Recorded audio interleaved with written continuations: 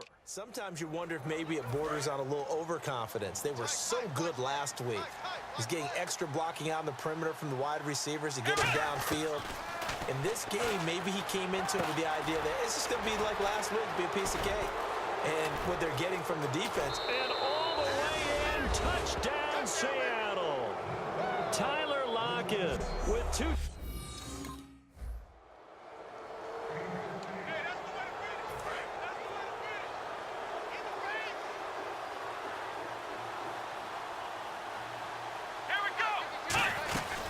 They'll run it now out of the gun. And he'll fight forward to about the 27-yard line. 2 yards on the carry there. It'll be second down. You know how we get focused at end of the half and end of the game situations about how much time's on the board and, you know, what you need to do? Sometimes you don't even have to worry about that. That's just smart football. You know, that kind of a lead, staying in bounds, it burns clock, even in a situation that we're not really focused on it.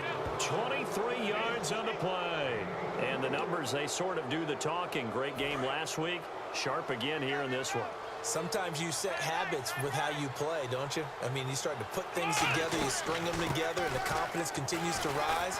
And guess what? We're seeing that happen in front of us.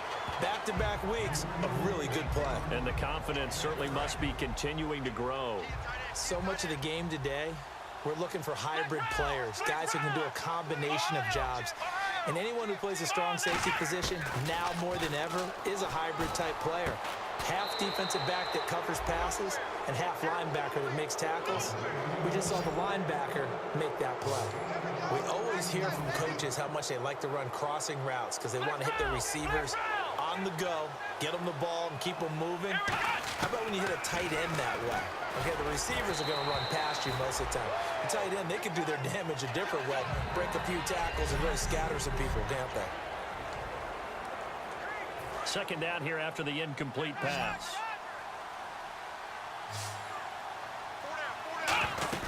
Back to the ground attack. It's Rawls. And he'll take this down just shy of the 25-yard line. It's a gain of about 3, but it's going to leave him with third and still 7 yards to go. And the defense searches for one more stop here after the run on second down.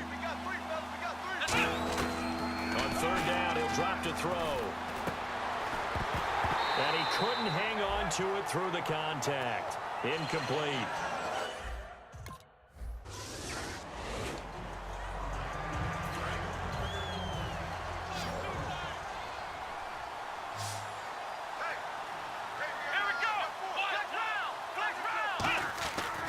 They give it to Rawls.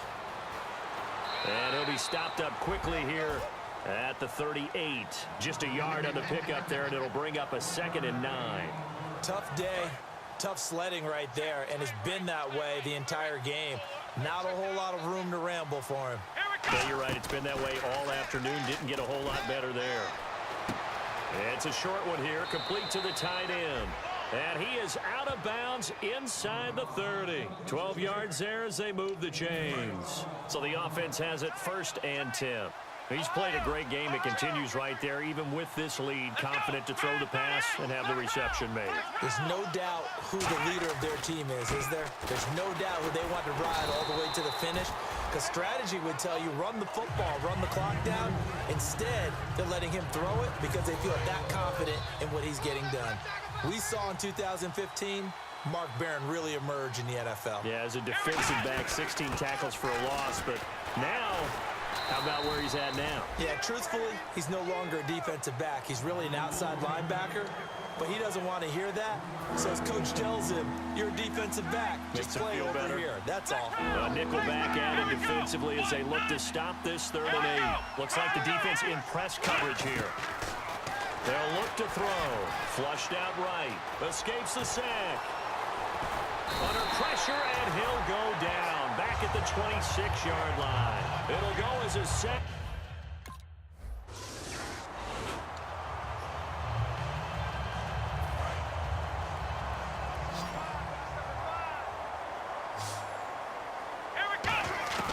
They'll try and start this drive in the air.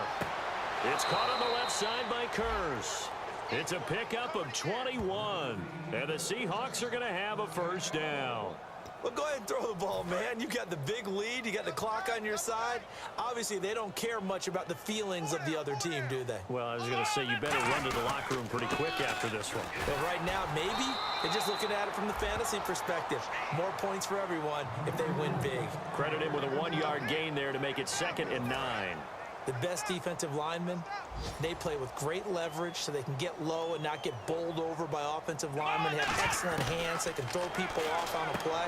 And the defense has it covered. It's intercepted. Picked off by Steve Williams. And his guys...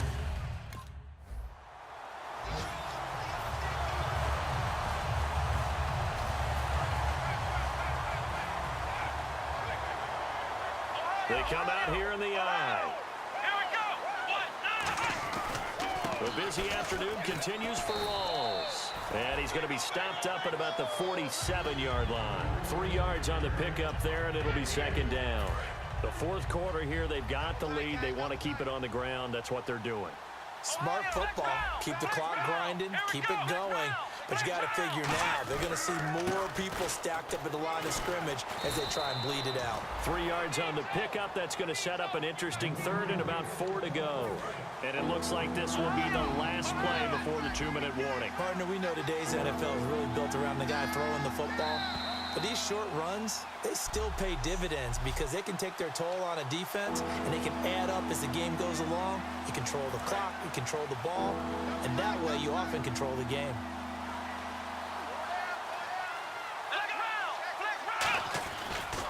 And they'll go ground game here with a tailback.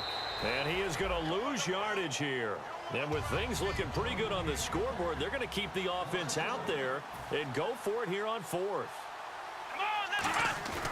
Looking to throw.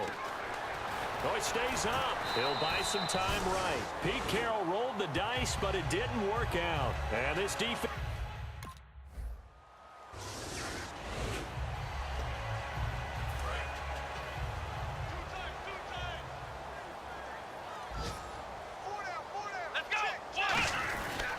They'll hand to Rawls.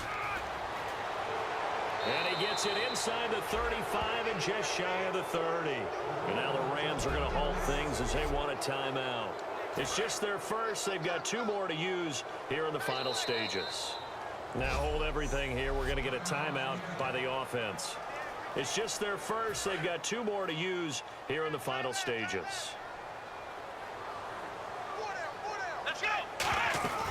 Back to the ground on first. Again, it's Rawls. And he'll fall. And the Rams are going to go ahead and take another timeout. Give him a couple on the carry there. 2nd and 8. That'll be their 2nd, so 1 more chance to stop the clock here. And we'll be back. Ohio, here we go. On 2nd down, Rawls.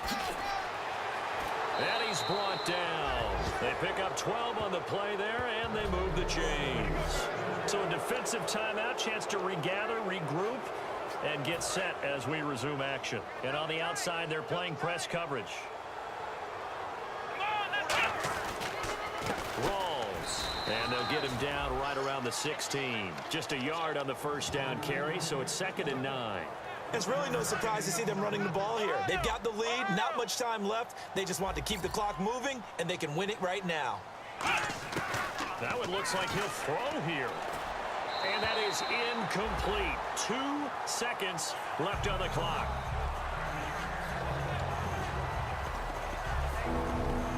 And this will likely be the last play and wrap things up. And defensively, it's a nickel formation here on 3rd down and 9. Out of the gun, they'll look to throw. And it's incomplete. They're still throwing to the very end, but now this game is over.